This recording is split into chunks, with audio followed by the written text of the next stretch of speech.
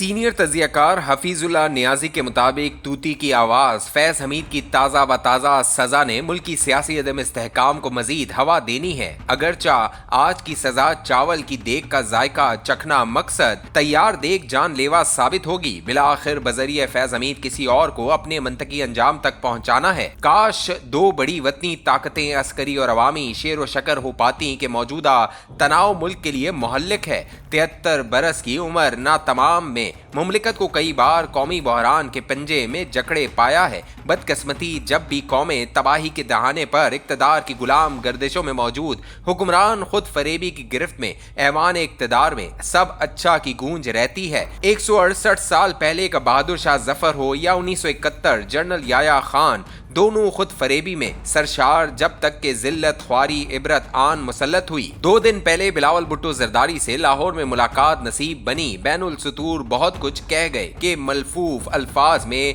मुद्दा बयान करना बहुत बड़ा फन है। मेरा तजस्सुस अपने तख्लियाती तज्जिए के मुताबिक बिलावल साहब से बहुत कुछ मालूम करना था। मानने में हर्ज नहीं कि कम उम्र बिलावल भुट्टो जरदारी बतौर एक ज़हीन फतीन जीरक समझदार लीडर अपनी दाग बिठा चुके हैं। हालिया मुलाकात ने इनके फहम और फरासत, मामला फहमी मुखालिफिन खुसूसन इमरान खान बारे इनकी बर्दाश्त और शाइस्ता जबान ने हक्का बक्का कर दिया। इमरान खान सियासत बारे बिलावल की राय कि इमरान खान ने आज तक का जो रास्ता अपनाया अगरचा इनका अपना चुनाव है, अलबत्ता मेरी नाकिस राय में इनको मफाहमत और मामला फहमी से अपनी सियासत को आगे बढ़ाना चाहिए था। कहने में हर्ज नहीं, इस्टेब्लिशमेंट और पीपल्स पार्टी के दरमियान हमेशा से बाहमी एतमाद का फुकदान मुस्तकलन बदरजे अतम मौजूद है। जरदारी साहब इशारों किनायों या डंके की चोट पर इजहार करने में कभी भी नहीं हिचकिचाए। 2 साल पहले जब बहावलपुर डिवीजन चोलिस्तान पंजाब को सैराब शादाब करने का अजीमुल शान मंसूबा सोचा गया तो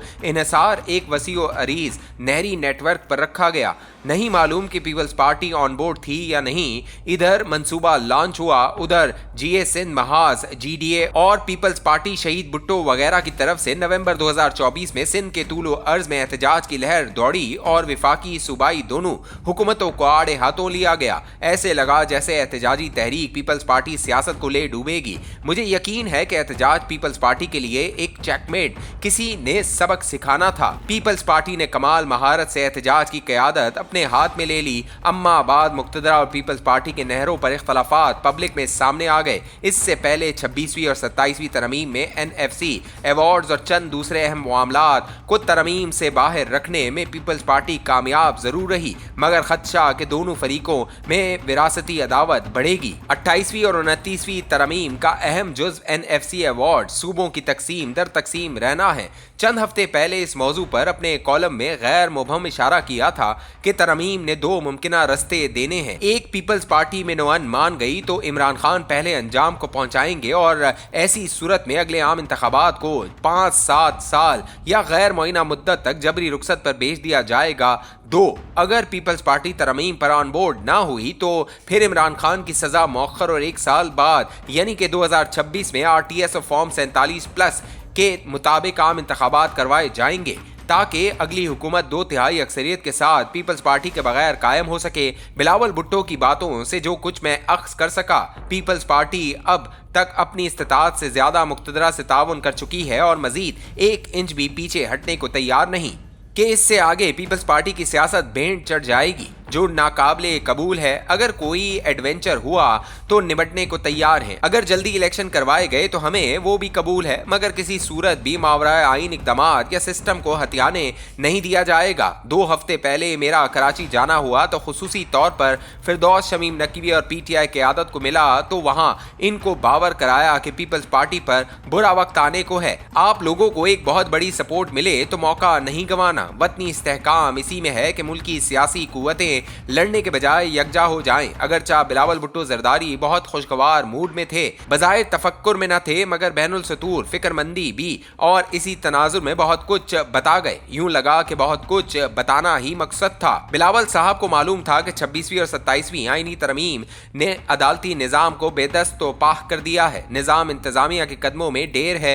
मेरा भी एक केस बैरिस्टर हसन नियाजी ने लाहौर हाई कोर्ट में अपनी गिरफ्तारी के खिलाफ रिट पटिशन दायर की, जिसमें میں ان کی فوجی تحویل میں غیر قانونی منتقلی کو چیلنج کیا گیا ہے۔ پچھلے 3 ماہ سے کیس عدالتی شٹل کاک بنا ہوا ہے۔ اب تک 3 بینچ بنے اور تمام نے اپیل سننے سے معذرت کر لی۔ اب چوتھے بینچ کا انتظار کہ کب سنوائی ہوگی۔ وطن عزیز میں زمانہ قدیم سے عدالتوں کی بے بسی اور مقتدرہ سے کمپلین ہونا بخوبی واقفیت ہے۔ 26ویں اور 27ویں ترمیم کے اما بعد اثرات ہی تو ہیں جو حسان نیازی بھگت رہا ہے۔ حسان خان پر دائر جھوٹے مقدمے اور زیادتی کا مجھے رتی بر افسوس نہ ملال کہ حسان خان کا اللہ اور رسول قرآن و حدیث سے تعلق، تقوی، ایمان، حوصلہ، صبر بڑھا رکھا ہے۔ اسلامی تعلیمات نے ایمانی عقابی روح بیدار کر رکھی ہے۔ میرے لیے بھی روحانی، ذہنی و قلبی تعلیف و سکون اور حوصلہ اللہ تعالیٰ کی طرف سے انعام ہے۔ بلاول بھٹو صاحب کی ملاقات میں کئی اہم باتیں اور بھی، مگر فیض حمید کی آج کی سزا بہت کچھ بتا رہی ہے۔ ہمیشہ سے ایک بات کہی ہے کہ جب عمران خان سے مذاکرات یا مفاہمت کے دروازے بند ہو جائیں